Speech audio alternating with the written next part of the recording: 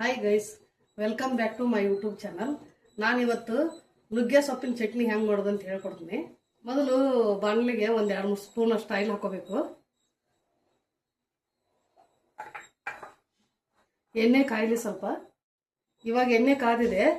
1-2 spoon ಅಷ್ಟು ಕಡಲೆಬೇಳೆ ಹಾಕೊಂತೀನಿ ನಾನು.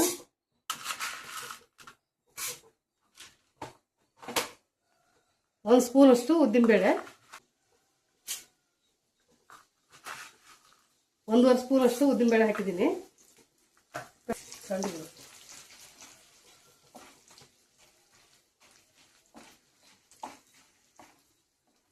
ಇವಾಗ ಸ್ವಲ್ಪ 1 ಸ್ಪೂನ್ ಅಷ್ಟು ಜೀರಿಗೆ ಹಾಕೊಂತ ಇದ್ದೀನಿ. ಒಂದು 5-6-7-8 ಹೆಸರು ಬೆಳ್ಳುಳ್ಳಿ ಹಾಕ್ತೀನಿ. 1 ಗಡ್ಡೆ ಹಾಕೊಂಡ್ಬಿಡಿ. ನಿಮಗೆ ಖಾರಕ್ಕೆ ಎಷ್ಟು ಬೇಕೋ ಅಷ್ಟು ಹಸಿಮೆಣಸಿನ್ಕಾಯಿ ಒಂದು 4-5 ಹಾಕೋತೀನಿ ನಾನು. 1-2 ಒಣ ಮೆಣಸಿನ್ಕಾಯಿ ಹಾಕೋತಾ ಇದ್ದೀನಿ.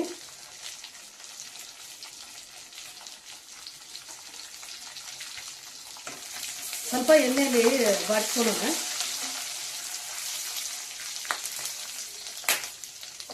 ಇವಾಗ ಉದ್ದಿನಬೇಳೆ ಅದಕ್ಕೆ ಕೆಂಪಾಗಿದೆ. ಇವಾಗ 1 ಬಟ್ಲು ಶೇಂಗಾ ಹಾಕೊಂತ ಇದ್ದೀನಿ.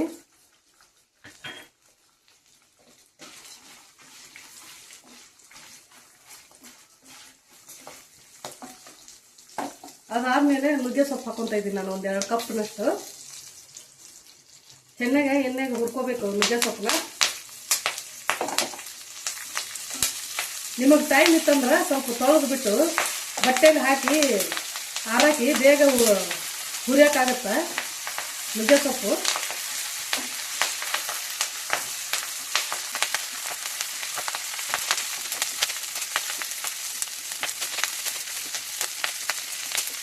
ರುಚಿಗೆ ತಕ್ಕಷ್ಟು ಉಪ್ಪು ಹಾಕೊಳ್ಳಿ.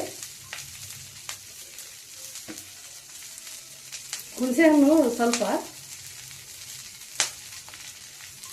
ಒಂದಿಷ್ಟು ಹಾಕಿದ್ದೀನಿ ನಾನು.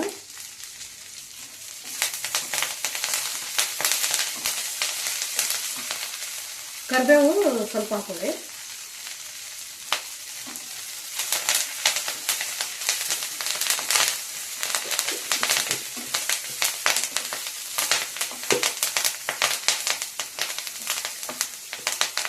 ಇವಾಗ ನುಗ್ಗೆ ಸೊಪ್ಪು ಚೆನ್ನಾಗಿ ಬಾಡಿಸಿದ್ದೀನಿ. ಗ್ಯಾಸ್ ಆಫ್ ಮಾಡ್ಕೊಳ್ಳೋಣ. ಇವಾಗ ತಣ್ಣಗಾಗಲಿ ನುಗ್ಗೆ ಸೊಪ್ಪು, ಆಮೇಲೆ ರುಬ್ಬಬೇಕು. ಇವಾಗ ನುಗ್ಗೆ ಸೊಪ್ಪು ತಣ್ಣಗಾಗಿದೆ. ಆರಿರೋದನ್ನ ಮಿಕ್ಸಿ ಜಾರ್ಗೆ ಹಾಕಿ ಗ್ರೈಂಡರ್ ಮಾಡ್ಕೊಂಡ್ಬರ್ತೀನಿ ನಾನು.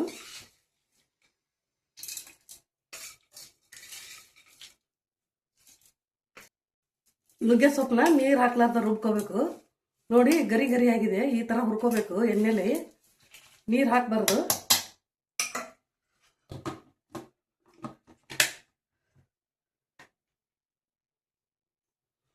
ಇವಾಗ ನುಗ್ಗೆ ಸೊಪ್ಪು ರುಬ್ಬಿದ್ದಾಗಿದೆ, ಚಟ್ನಿ ರೆಡಿ ಆಗಿದೆ.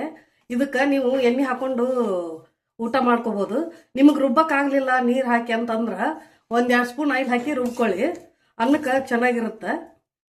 ಇಷ್ಟ ಆದರೆ ಲೈಕ್ ಮಾಡಿ, ಶೇರ್ ಮಾಡಿ, ಸಬ್ಸ್ಕ್ರೈಬ್ ಆಗಿ.